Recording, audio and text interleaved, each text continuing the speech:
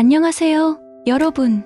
오늘은 성경에서 가장 중요한 인물 중 한 명인 아브라함에 대해 깊이 있게 탐구해보는 시간을 가지려고 합니다. 아브라함은 유대교, 기독교, 이슬람교 모두에서 중요한 인물로 여겨지며 그 이야기는 하나님의 약속과 신앙의 시험을 통한 믿음의 여정을 보여줍니다. 오늘 이 스터디를 통해 우리는 아브라함의 생애, 하나님과의 관계, 그가 받은 약속, 그리고 신앙의 본질에 대해 알아보겠습니다. 끝까지 시청하시면 여러분의 신앙심이 한층 더 깊어질 거라 확신합니다. 그럼 시작해볼까요? 아브라함의 등장과 하나님의 부르심. 먼저 아브라함이 누구인지부터 알아보겠습니다. 아브라함은 원래 아브람이라는 이름으로 불렸습니다. 그는 메소포타미아 지역의 갈대아 우르에서 태어났고 그의 아버지 데라는 그 지역의 이방신을 섬기던 사람이었습니다. 하지만 아브라함은 하나님의 부름을 받으며 그의 여정을 시작하게 됩니다. 하나님은 아브라함에게 나타나 너의 본토, 친척, 아버지의 집을 떠나 내가 내게 보여줄 땅으로 가라. 창세기 12장에 명령하십니다. 하나님은 아브라함에게 한 민족의 조상이 될 것이라는 약속을 하시며 내가 너로 큰 민족을 이루고 내게 복을 주어 내 이름을 창대하게 하리니 너는 복의 근원이 될지라. 창세기 12장에 말씀하셨습니다. 이 약속을 통해 하나님은 아브라함을 통해 새로운 구속 역사를 시작하시겠다는 의지를 분명히 하셨습니다. 아브라함은 이 명령을 순종하며 본토를 떠나 하나님이 지시하신 땅으로 향합니다. 여기서 우리는 아브라함의 믿음을 엿볼 수 있습니다. 그는 보이지 않는 하나님의 말씀을 믿고 자신의 안락한 삶을 뒤로한 채 불확실한 여정을 시작했기 때문입니다. 아브라함의 순종은 신앙의 첫 번째 단계로서 하나님의 부르심에 대한 무조건적인 순종을 보여줍니다. 하나님의 약속과 아브라함의 믿음.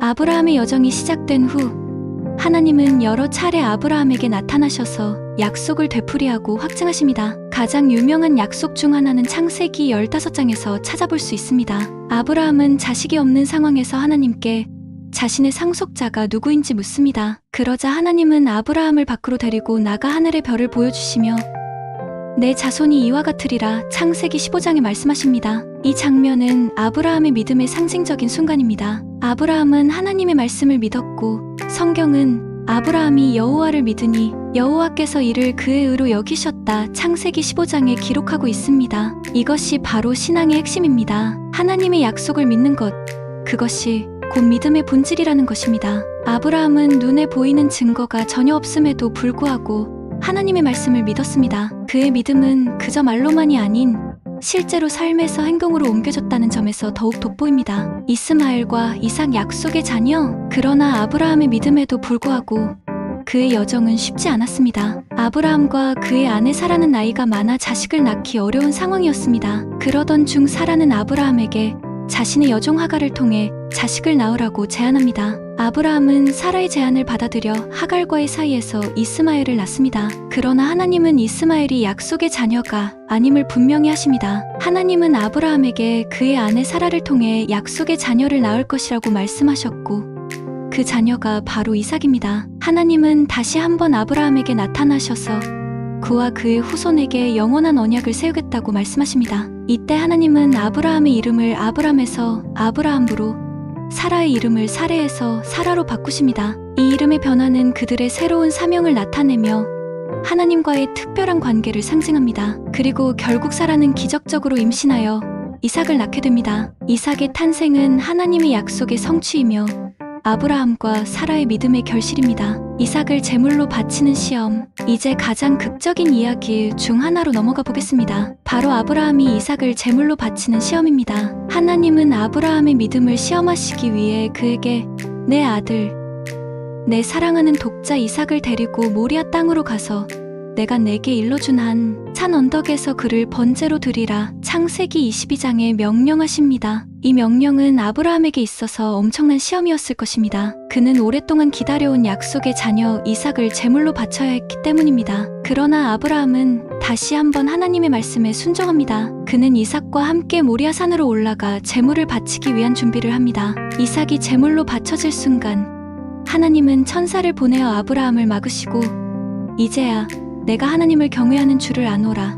창세기 22장에 말씀하십니다. 그리고 아브라함은 그 순간을 대신할 수양을 제공받게 됩니다. 이 사건은 아브라함의 믿음의 절정을 보여주는 장면입니다. 그는 하나님의 명령을 따르기 위해 자신에게 가장 소중한 것을 포기할 준비가 되어 있었습니다. 이로써 아브라함은 하나님께 전적으로 의지하는 믿음의 본보기가 되었고, 하나님은 그의 믿음을 통해 인류를 향한 구속의 계획을 더욱 확고히 하셨습니다. 하나님과의 언약과 축복. 아브라함의 생애를 통해 우리는 하나님과의 언약이 어떻게 이루어지는지, 그리고 그 언약이 어떤 의미를 가지는지를 볼 수 있습니다. 하나님은 아브라함에게 여러 차례 약속을 주셨고, 그 약속은 단지 아브라함 개인을 위한 것이 아니라 그의 후손을 포함한 모든 인류를 향한 것이었습니다. 하나님은 아브라함을 통해 인류를 축복하고자 하셨습니다. 아브라함과 그의 후손을 통해 하나님의 나라가 확장되고 하나님의 구속 계획이 성취되기 때문입니다. 하나님은 아브라함과 그의 후손에게 내가 내게 허락한 이 모든 땅을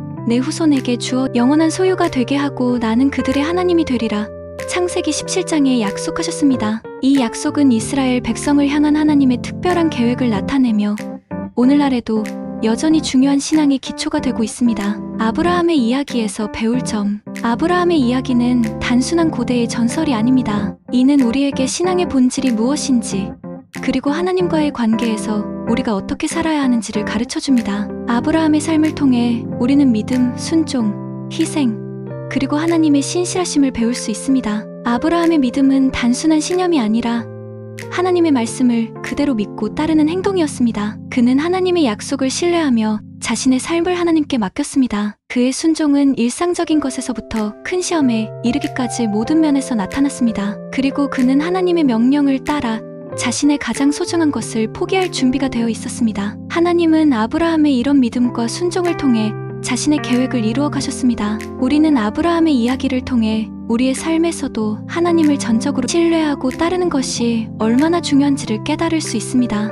마무리. 오늘 우리는 아브라함의 믿음과 하나님의 약속에 대해 깊이 있게 살펴보았습니다. 그의 이야기는 단순한 역사적 사건이 아니라 오늘날 우리의 신앙생활에도 깊은 교훈을 주는 이야기입니다. 아브라함의 믿음, 순종, 그리고 하나님의 신실하심을 통해 우리는 더욱 강한 신앙을 가질 수 있게 됩니다. 여러분도 아브라함처럼 하나님의 말씀을 믿고 따르는 삶을 살기를 바랍니다. 하나님은 언제나 신실하시며 우리의 믿음에 대해 응답하실 것입니다. 오늘의 스터디가 여러분의 신앙심을 더욱 고조시키는 시간이 되었기를 바랍니다. 여러분의 신앙 여정에 하나님의 축복이 함께 하시길 기도합니다. 감사합니다. 다음 시간에도 더욱 유익한 내용으로 찾아뵙겠습니다. 좋아요와 구독, 알림 설정도 잊지 마세요. 안녕히 계세요.